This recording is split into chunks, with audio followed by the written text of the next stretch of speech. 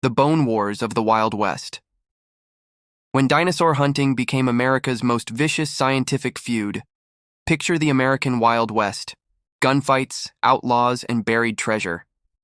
Now imagine two brilliant scientists locked in a decades-long war of espionage, sabotage, and ruthless competition, not over gold or land, but over dinosaur bones. Meet Othniel Charles Marsh and Edward Drinker Cope, former friends turned bitter enemies who dynamited each other's dig sites, stole fossils, bribed workers, and nearly bankrupted themselves in the most vicious scientific rivalry in history.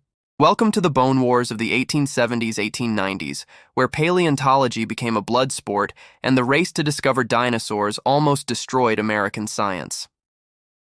Chapter 1: The Friendship That Started It All. In 1863, two rising stars of American paleontology met at a scientific conference in Philadelphia. Othniel Charles Marsh, 32, was a Yale professor from a wealthy family, methodical, well-funded, and politically connected.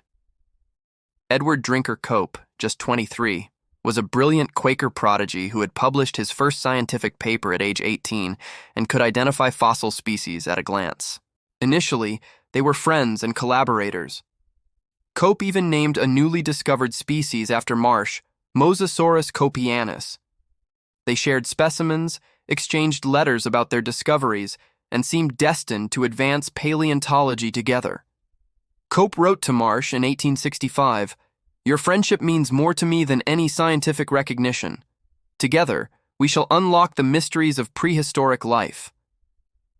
But beneath their camaraderie lay fundamental differences. Marsh was cautious and systematic, building his reputation slowly with carefully documented finds. Cope was impulsive and competitive, rushing to publish new discoveries and sometimes making embarrassing errors in his haste. Their different temperaments would eventually ignite the most destructive feud in scientific history. The friendship began cracking in 1868 during a joint expedition to Kansas. Cope discovered what he believed was a new marine reptile, Elasmosaurus platurus. He excitedly reconstructed the skeleton, but placed the skull on the wrong end, making the creature's tail look like an impossibly long neck. When Marsh quietly pointed out the error, Cope was mortified and never forgave his former friend for the public humiliation. Chapter 2: The Haddonfield Betrayal. The breaking point came in 1868 at the Marl Pits of Haddonfield, New Jersey, America's premier fossil hunting ground. Cope had been working these sites for years, developing relationships with local quarry workers and paying them for any interesting bones they found. It was his territory, his network, his discoveries. Then Marsh arrived in Haddonfield with a briefcase full of money. He systematically approached Cope's contacts, offering them significantly higher payments for exclusive access to fossils. Within weeks, Marsh had effectively bought out Cope's entire operation. Workers who had been sending specimens to Cope for years suddenly redirected everything to Marsh. Albert Voorhees, a quarry foreman, later testified, "Professor Cope paid us 50 cents for good bones. Professor Marsh offered $2 for the same specimens, plus bonuses for complete skeletons. We had families to feed. Business is business." Cope discovered the betrayal when he arrived for his regular collecting trip to find his former allies avoiding eye contact and claiming they had found nothing interesting lately.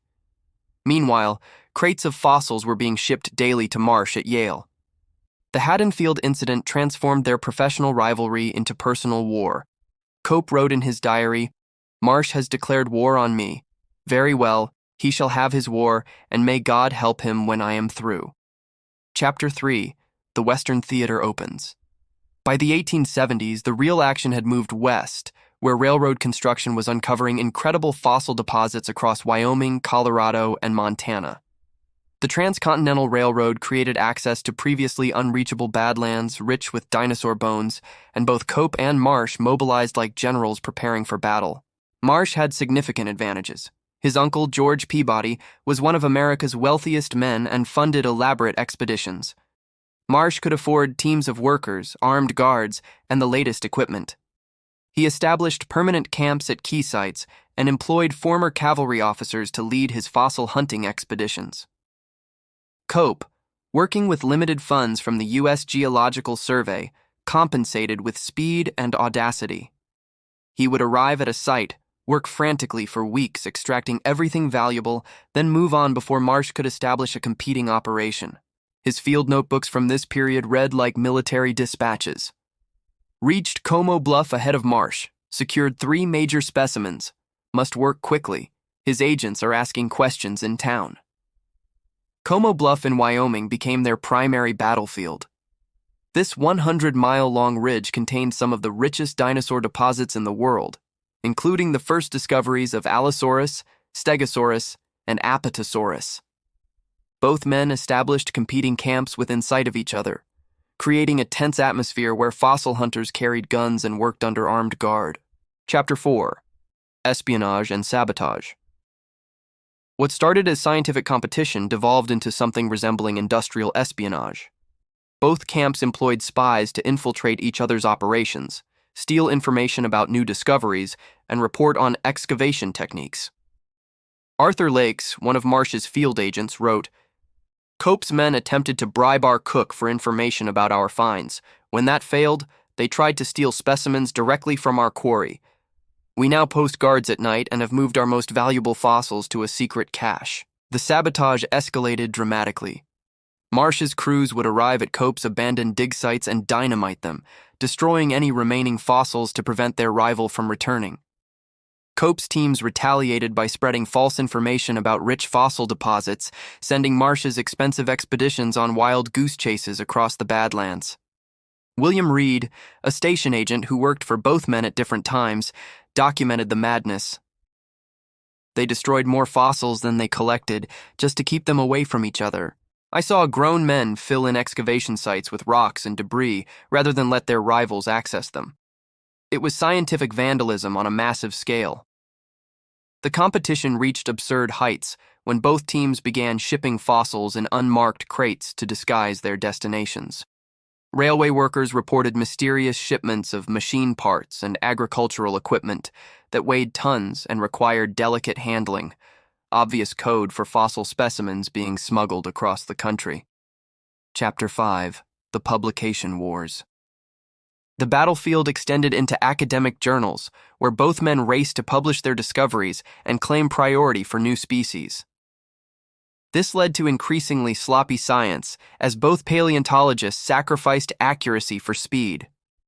Between 1872 and 1890, they collectively named over 130 dinosaur species, many based on fragmentary evidence or hasty reconstructions.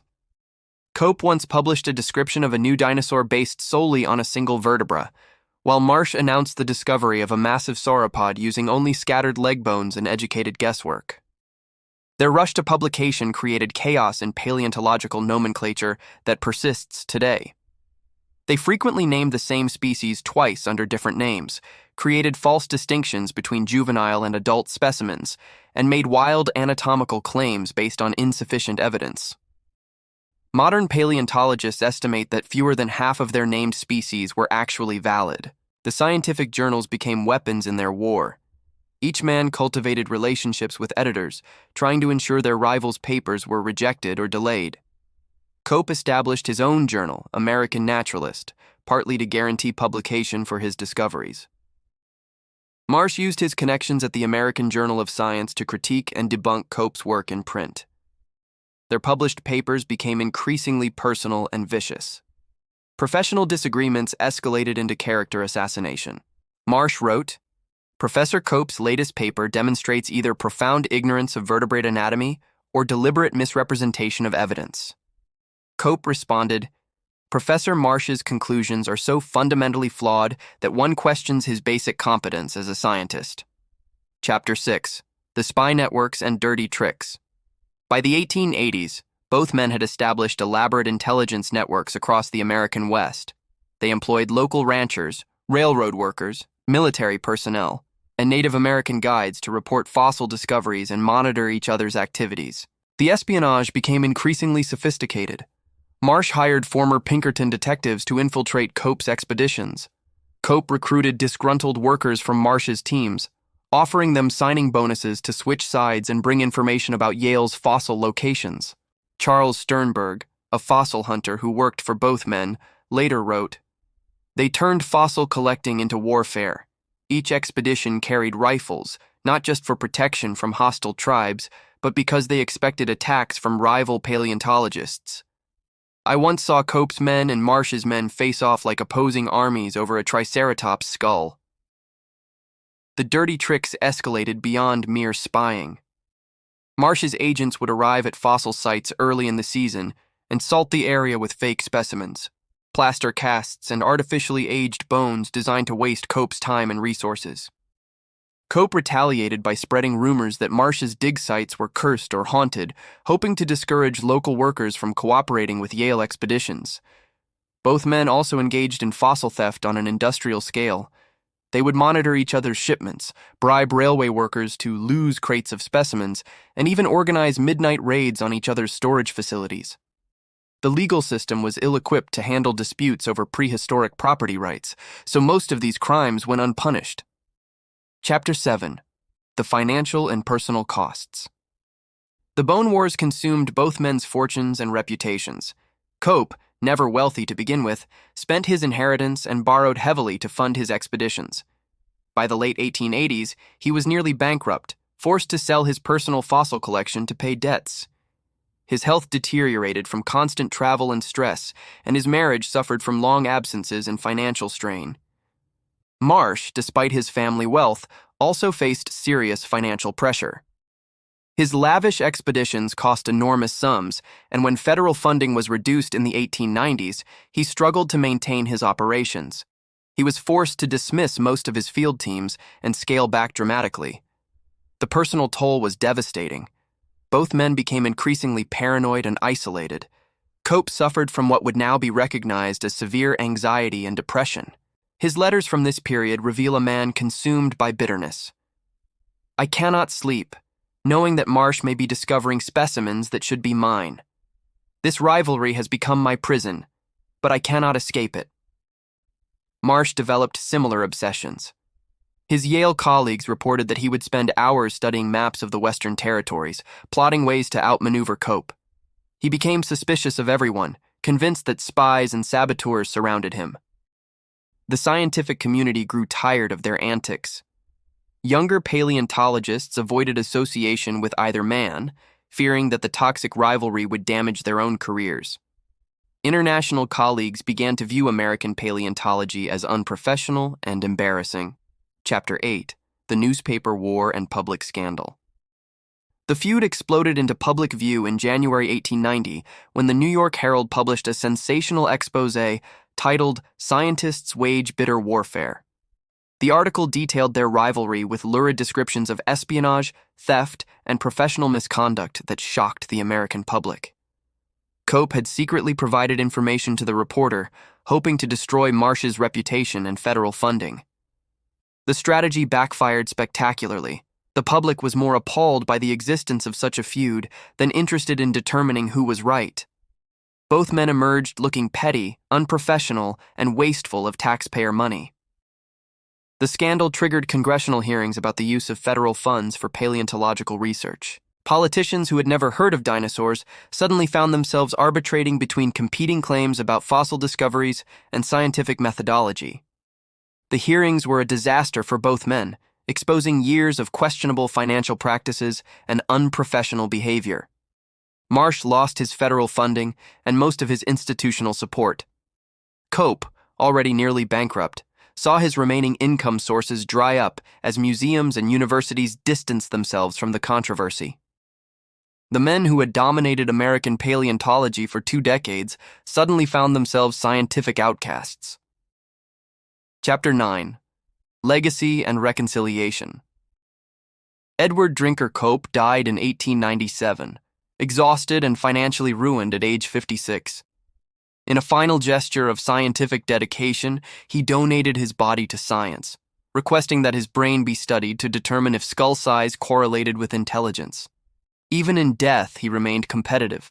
He wanted to prove his brain was larger than his rivals.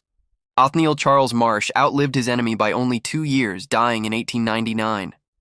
His final years were lonely and bitter, spent fighting legal battles over fossil ownership and trying to restore his scientific reputation. His vast collection became the foundation of Yale's Peabody Museum, but he never recovered from the scandal of the Bone Wars. Despite their destructive rivalry, both men made genuine contributions to paleontology. Together, they identified more than 130 dinosaur species and established the United States as the world's premier dinosaur hunting ground. Their expeditions trained a generation of fossil hunters and developed many techniques still used today. However, their legacy is complicated by the damage they inflicted on their field. The Bone Wars set American paleontology back by decades, wasting resources, destroying fossils, and creating a culture of secrecy and competition that hindered scientific progress. Many of their hasty discoveries had to be re-examined and corrected by later scientists working with more careful methodology. The Bone Wars reveal both the best and worst of human ambition. Cope and Marsh were brilliant scientists whose passion for discovery drove remarkable advances in paleontology. Their expeditions opened up the American West to scientific exploration and captured the public imagination with tales of prehistoric monsters. But their story also demonstrates how personal rivalry can corrupt scientific inquiry. Their feud transformed collaboration into competition, discovery into destruction, and knowledge-seeking into warfare. They remind us that even in science, human emotions and personal conflicts can overwhelm rational thinking and professional ethics. Perhaps most tragically, their rivalry obscured their genuine achievements. Instead of being remembered as the men who brought dinosaurs to America, they became cautionary tales about scientific misconduct and professional jealousy.